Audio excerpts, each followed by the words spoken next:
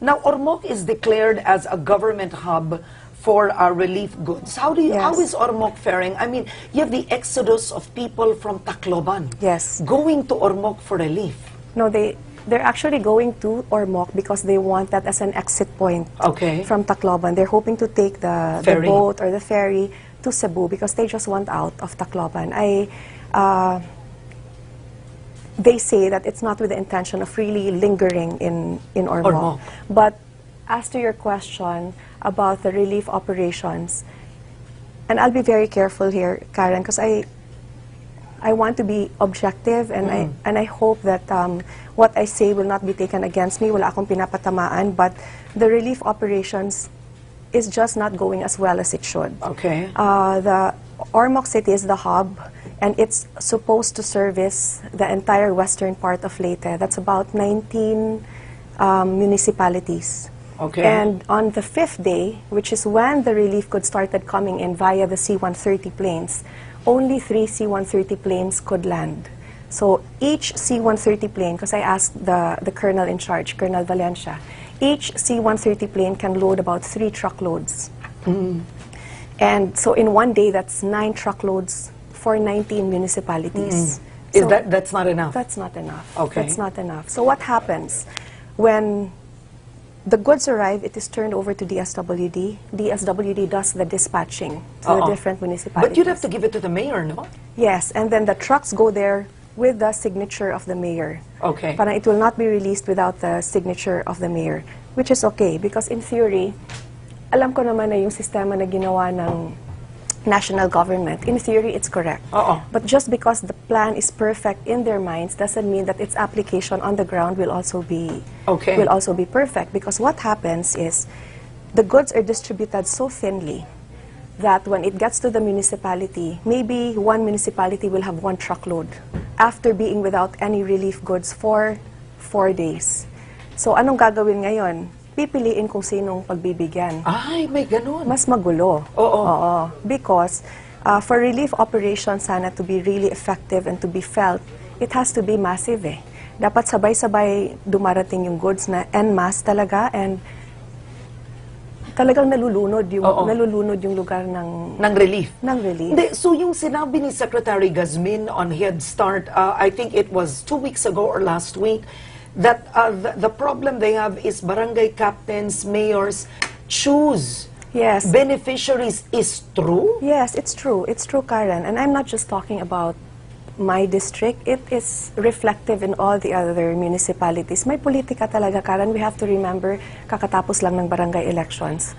Pagdating mo sa barangay level, sino yung namamahala ng relief goods? You rely on the local leaders there, the barangay captains. And then, another fault with the system is, ang tinitingnan ng listahan ng mga munisipyo is the voters list. Are you serious? Yes. Pag hiningi mo yung listahan, voters list ang ibibigay sa'yo. You do not look at the voters list. This is not an election, Karen. We are in a crisis. We have our own list. We have our own coordinators. And we go per household. We have the number of households per barangay, and the discrepancy is big, ha? Kunyari, kasi hindi naman botante ang lahat eh. Exactly, and just because hindi ka botante, hindi ibig sabihin na hindi ka na pwedeng tumanggap ng relief goods. You are just as much as a victim as the next person. So, yung voters list, kunyari yung sa voters list, 300 households lang, ay 300 lang, pag tinignan mo yung list na ginawa ng coordinators talaga, he counted 800 to 700 households. So, the goods that we were able to get from, kasi lahat ng goods ng national government, it's being entrusted to the local government, diba? So, the goods that we have been able to distribute are those from private individuals, from NGOs, from our friends. And when we do go in a barangay, we will not attempt to go into a barangay na kulang-kulang yung relief packs for the number of households. So, it's very important, especially in a time like this, na pagpasok sa isang barangay, bilang mo kung ilang households, you have more than that number in terms of relief packs para lahat pantay-pantay, lahat nakakatanggap, dapat walang color coding, walang politika. Kasi may mga nagbibigay na sinasabi, hindi kita bibigyan, alis ka sa linya dahil yung payong mo, hindi yan kay mayor, or hindi tayo magkabalahibo. May ganon. Oh, yes, may ganon talaga. May ganon. I mean, even if we want to think na walang ganon, on the ground, that is what is happening. Okay, all right. No, thank you for telling us that. Now, the mayor, by the way, of Ormoc is Mayor Codilla. He is not from the Liberal Party. You are not from the same party, which sources tell me my sources on the ground tell me make it a little more difficult for you, for example, when it comes to relief operations. So I wanted to ask you first, you have Secretary Maroas and Secretary Soliman discovering that there are rice tents in other municipalities that are not distributed for whatever excuse. Is there the same situation in Ormoc? There is a dispatching center, Karen, and the flow of goods really is not fast enough. Kasi pag pumunta ka dun sa dispatching center, ang dami pang nakastock.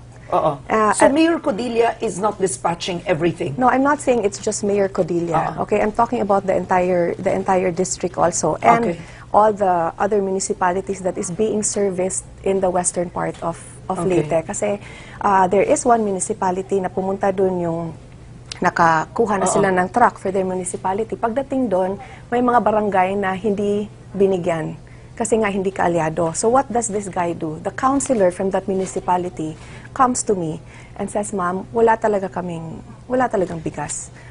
Gutom na yung mga tao sa barangay, ayaw bigyan ni mayor." So sabi ko, since you are a councilor and you have the personality, you go to the DSWD Dispatching Center, humingi ka na lang ng bigas. And explain to them the situation na hindi kayo pinamahagi-an ng mayor. So he goes to DSWD and he just had a small car, Karen. Hindi naman niya kukunin yung 20 sakong bigas, siguro just 1 or 2. And he explained, naintindihan naman ng colonel in charge and pleaded also on his behalf. And this guy traveled far, mga an hour. The municipality was an hour away. And this was after 4 days of having nothing. So they go to DSWD and DSWD just refused to give him even just 1 sack of rice. And why he said, is that? Because it needed the endorsement of the mayor. And I know, I understand rules, but there also has to be some flexibility in a crisis like this. Diba, pag may taong gutom, ano ba naman yung isang sako sigurong bigas, hindi naman niya hinihingi yung...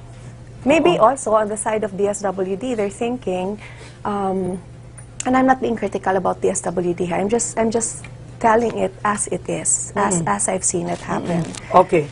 All right. Now, clearly there's presence of the U.S. government.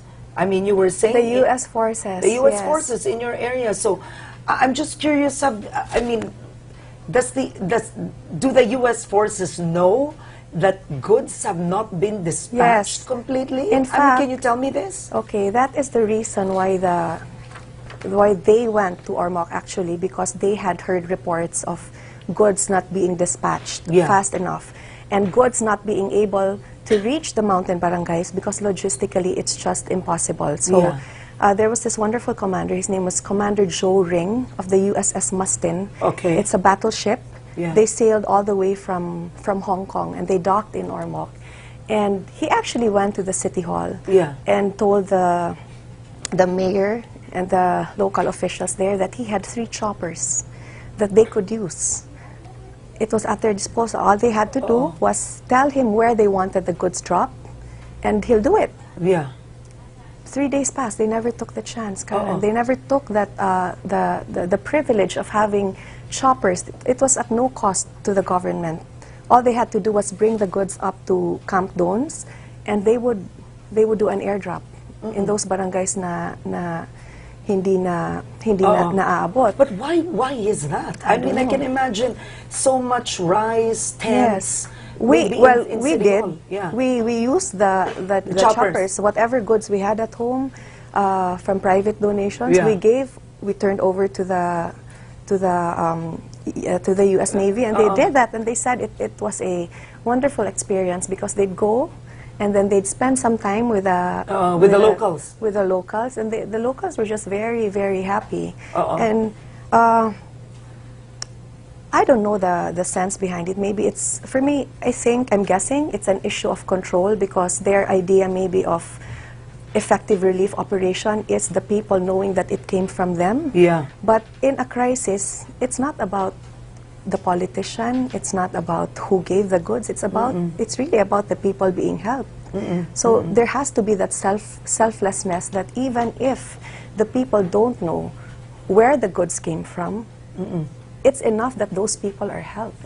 Now, very clearly, I mean, does the president know that you have this problem? I have been telling the leaders of the Liberal Party, Yeah, that you have this problem. Yes. Yeah, does Secretary Soleman and Secretary Marojas know I haven't that this had- exists? Yeah. I haven't had any luck contacting Secretary Dinky.